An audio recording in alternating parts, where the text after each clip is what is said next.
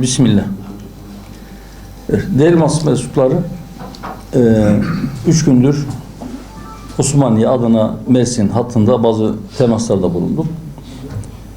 Malumunuz birkaç gün önce 2023 yılında geçerli olacak asgari ücret açıklandı. Bu yeni gelişme ve toplumun çok geniş kesimlerini ilgilendiren gelişme dolayısıyla biz de kurmuş olduğumuz temaslarda, yaptığımız görüşmelerde bu konuyu merkeze almaya gayret sarf ettik. Bazı işverenlerle görüştük. Bir tekstil iş yerini ziyaret edip oradaki işçilerle de konuştuk. Esnaf ziyareti yaptık. Malumunuz küçük esnafın önemli bir kısmı yanında 1, 2, 3, 5 neyse eleman çalıştırıyor. Dolayısıyla bu yeni asgari ücret hem asgari ücretle çalışanları hem diğer bir kısım kesimleri hem de yanında işçi çalışan kişileri yakından ilgilendiriyor. Yoğun bir tartışma ama şunu gördüğümü ifade etmem gerekir ki çalışan kesimin önemli bir kısmı eğer fiyat artışları durdurulabilirse bu rakamın çok fena bir rakam olmadığını söylüyor. Aslında bu rakam geçim için yeterli değil. O çok net. Fakat ailede eğer birden fazla kişi çalışıyorsa ya da eğer asgari ücretle çalışan kişi belki kira ödemek zorunda kalmıyorsa bu parayla işte bir şekilde hayata tutunup hayatını devam ettirebiliyor. Başından beri biz bir şey söylüyoruz. 10 yıldır tekrar ediyoruz. Parti programımıza yazmış olduğumuz hususlardan birisidir. Diyoruz ki mevcut düzenlemelere göre, mevcut mevzuata göre asgari ücret sadece işçinin gıda, giyim, barınma, sağlık, eğitim ve kültür gibi zorunlu ihtiyaçlarını günün fiyatları üzerinden asgari düzeyde karşılamaya yetecek ücrettir. Bu tanımın içerisinde işçinin bakmakla yükümlü olduğu ailesi yoktur. Bizim teklifimiz, bizim önerimiz, bizim talebimiz asgari ücret ile ilgili tanımın içerisine işçinin ailesinin de dahil edilmesidir. Asgari ücrete %54.6 oranında bir zam yapıldı. Temmuz ayındaki asgari ücrete göre zam oranı bu kadar. Ocak ayındaki asgari ücrete göre ise zam oranı %100'e ulaşmış durumda. Ama işçinin ailesi daha önce de tanımın içerisinde yoktu. Şu anda da yoktur. Dolayısıyla bu ücretin evli ve çocuk sahibi olan bir kişiye yetmeyeceğini söylemek için hesap uzmanı olmaya da gerek yoktur. Bazı sendikaların yapmış olduğu hesaplamalar var.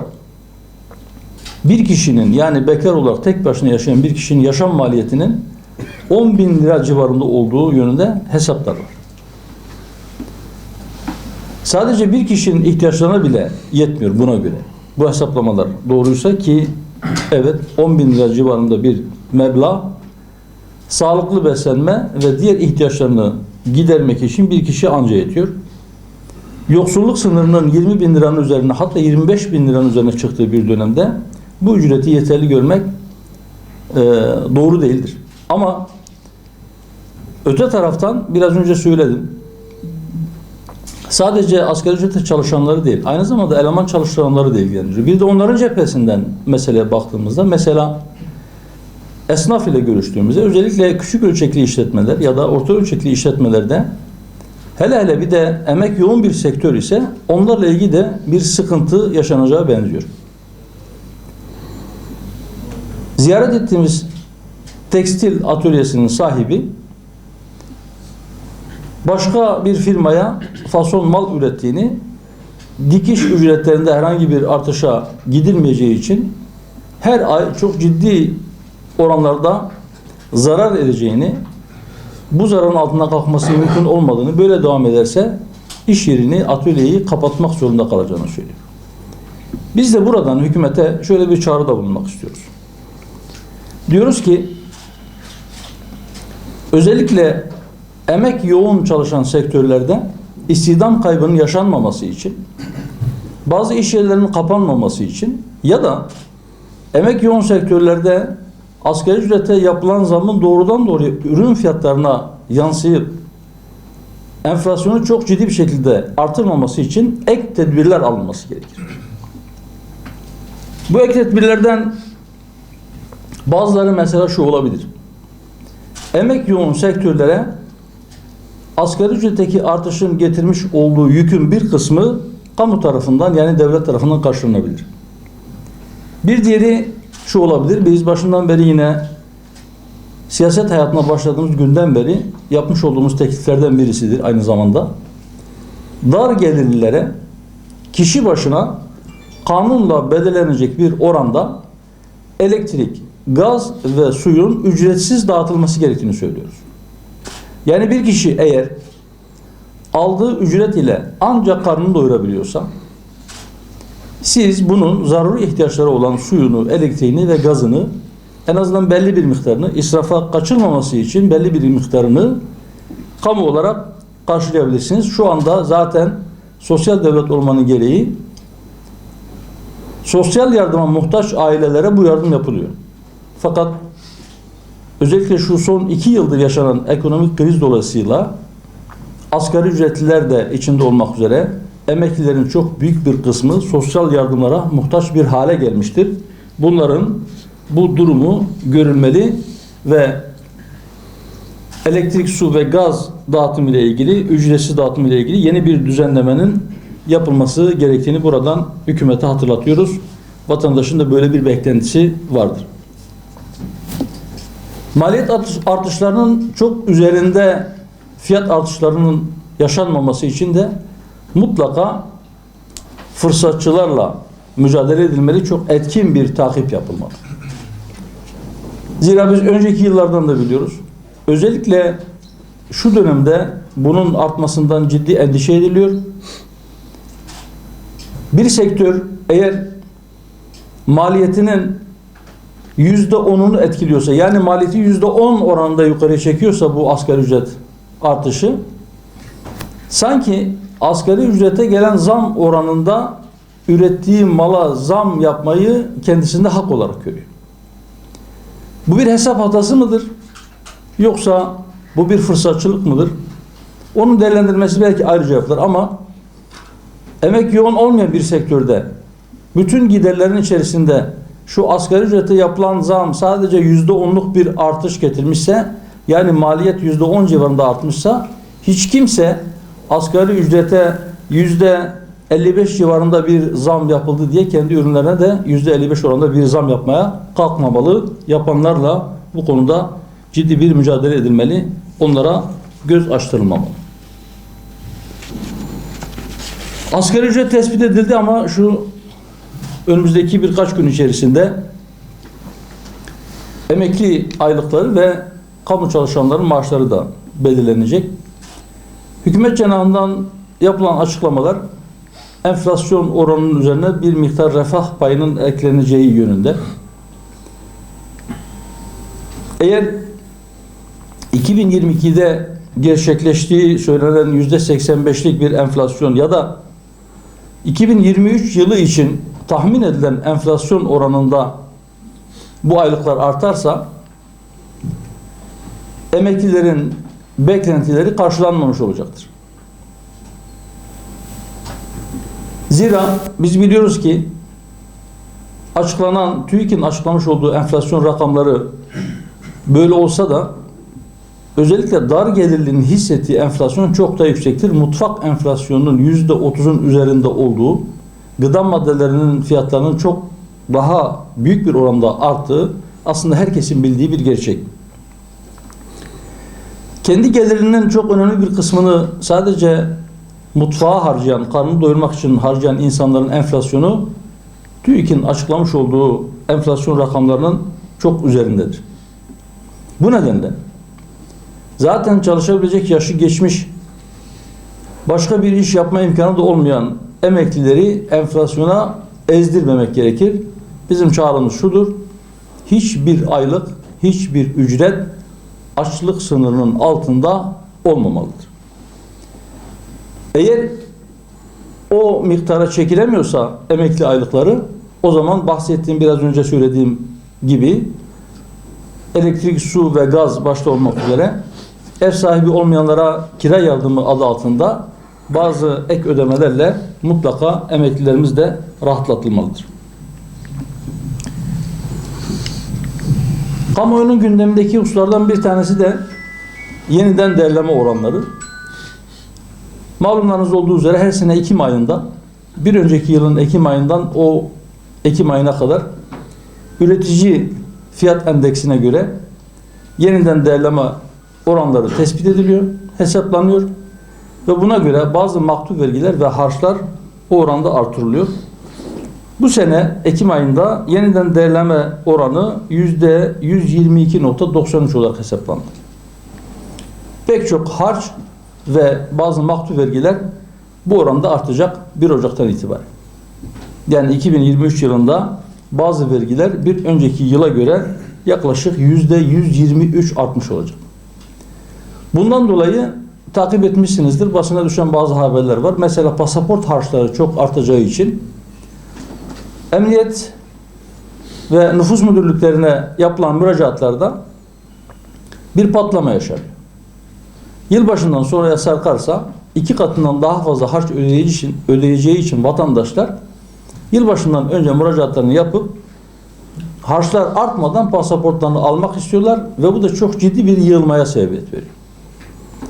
Günlük 15-20 bin pasaport basma kapasitesiyle çalışan yerler şu anda haberlere yansıdığı kadarıyla günde 80 bin pasaportu hazırlayıp vatandaşın adresine postalamaya çalışıyor. Bizim de bu konuda önerimiz var. Biliyorsunuz motorlu taşıtlar vergisiyle ilgili Sayın Cumhurbaşkanı kendi yetkisini kullanarak bunu yarı oranda azalttı. %61,5'a düşürdü. Yeniden değerleme oranı çok yüksektir. Bu ekonomik şartlarda zaten geçimi zor sağlayan vatandaşlar bir de bu oranda yükselen harçlar nedeniyle bir mağduriyet daha yaşayacaktır. Biz buradan Sayın Cumhurbaşkanı'na bir çağrıda bulunarak bu yetkilerini bazı harçların da aşağıya düşürülmesi için kullanması çağrısında bulunuyoruz. Değerli basın mensupları, bunlar Türkiye'nin her tarafında yaşayan bütün vatandaşlarımızın gündeminde olan konular. Bir de aslında her yeri ilgilendiren ama özellikle de Adana'yı diğer yerlere göre biraz daha fazla ilgilendiren bir sorunumuz daha var. Uyuşturucu belası maalesef öyle bir boyuta ulaşmış ki neredeyse Allah korusun geri dönüşü olmayan bir noktaya varmak üzeredir. Adana bundan birkaç yıl öncesine kadar nüfus itibariyle Türkiye'nin 5. büyük iliydi. Şu anda 7. büyük il ama istatistikler bir şey ortaya koyuyor ki Adana'da uyuşturucu kullanımı Türkiye'de İstanbul'dan sonra 2. sırada. Bu kadar çok fazla sayıda uyuşturucu Adana'da piyasaya sürülüyor ve Adanalı insanımız başta gençler olmak üzere bu uyuşturucu kullanıyorlar. Uyuşturucu sadece insanların aklını tatil etmiyor. Bunun pek çok yan etkisi vardır. Bu yarın bir gün hırsızlık ve gasp olaylarının patlamasına da sebebiyet verecek. Allah muhafaza etsin, belki cinayetlerin, aile içi şiddetin ve diğer pek çok nahoş olayların da katlanarak artmasına sebebiyet verecektir. Bunun çok ciddi bir şekilde önlemi alınmazsa belki birkaç yıl içerisinde şehir hastaneleri büyüklüğünde sadece uyuşturucu müptelalarını tedavi etmek için hastaneler yapmak zorunda kalacağız. Kaynaklarımız oraya akacak ama daha kötüsü, daha korkuncu ve daha acı olanı biz gençlerimizi, yani biz geleceğimizi kaybedeceğiz. Buradan hem bütün yetkililere hem bütün vatandaşlara seslenmek istiyorum. Bu sadece polisiye tedbirlerle önlenebilecek bir şey değildir. Elbette emniyet, elbette kolluk kuvvetleri üzerlerine düşen bütün görevleri yerine getirmeli ve bununla çok etkin bir mücadele ortaya koymalı. Ama sadece emniyetin ve sadece adliyenin mücadelesi yetmez. İşin içerisinde okulda, camide, sokakta, sivil toplumda, dernek ve vakıflar da girmeli.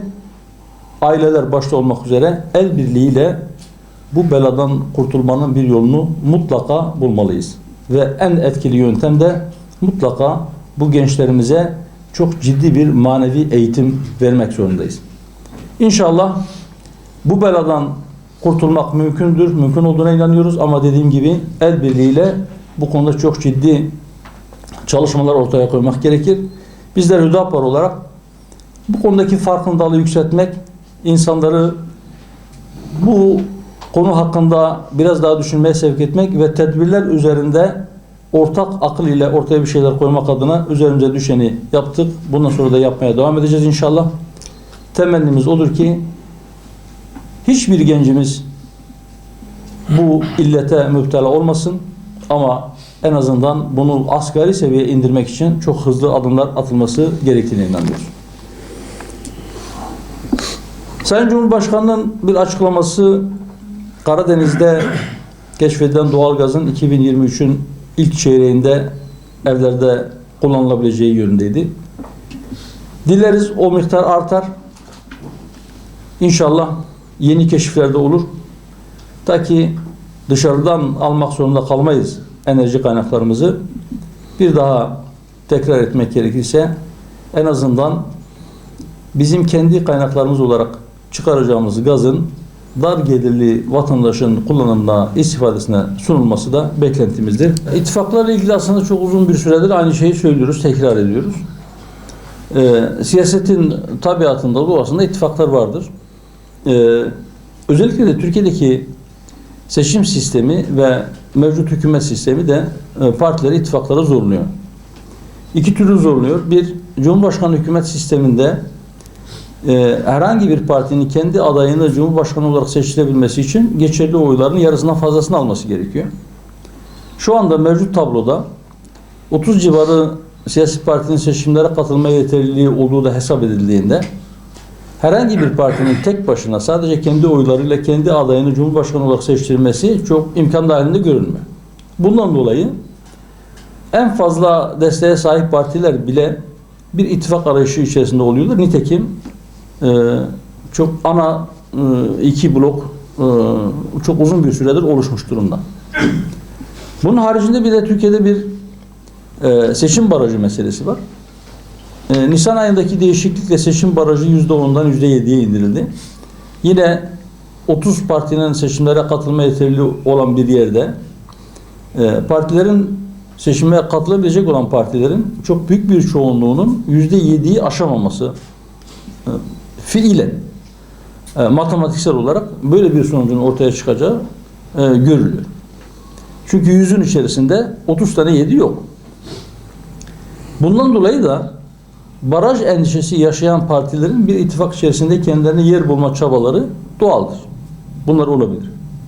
Ama bizler Hüdapar olarak sadece bu sebeplerden dolayı illa şu veya bu ittifakın içerisinde yer alacağız diye bir arayış içerisinde değiliz. Fakat bir ittifak içerisinde yer alabiliriz. Daha önceki söylediklerim de budur. Bu çok daha güçlü, çok daha yakın bir seçenektir diye de söylemedim.